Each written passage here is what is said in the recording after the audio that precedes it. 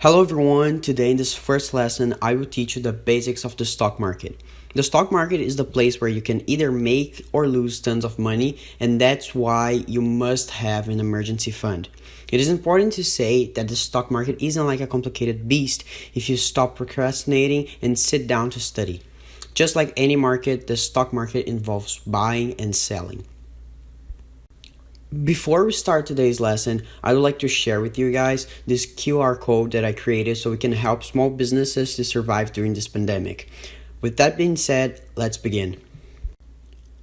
Every single day at the New York Stock Exchange, over $169 billion worth of securities are traded. This is only one of the stock exchanges around the world, not only to mention all the other kind of exchanges that exist as well. You will see tons of people saying that investing is easy and you simply buy low and sell high. It is almost impossible to know when the bottom is and when is the high. It is easy to say buy low and sell high when looking at the past, but in real life it is not that easy. Many times you will fail. So now you might ask yourself, why bull and why bear? Well, think like this. Bulls charge and throw horns up and bears slash down.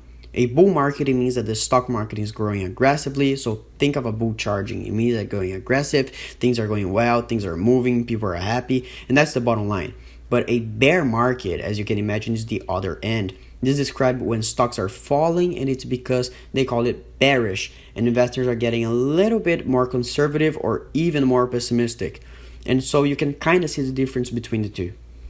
When trading, you need to learn what candlesticks are. A candlestick is a type of price chart using technical analysis that displays the high, low, open, and closing prices of a security for a specific period.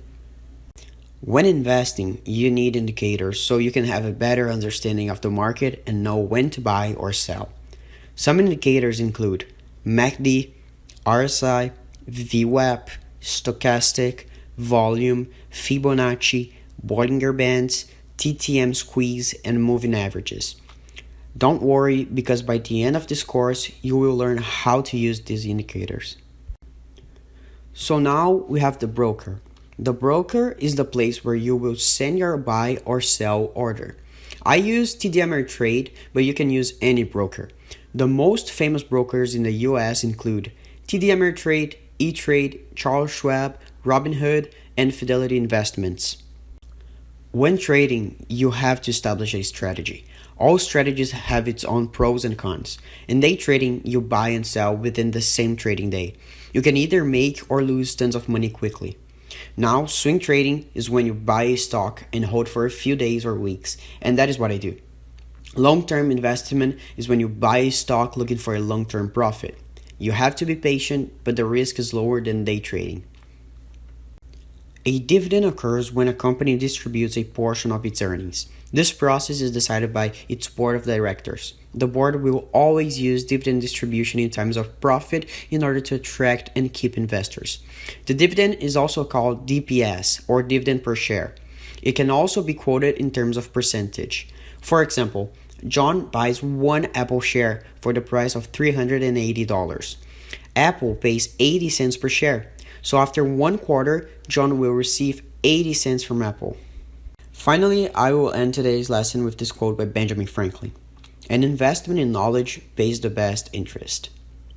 Well, I hope you enjoyed this first lesson. In the next lesson, I will go deeper into Think or Swim and show indicators in practice.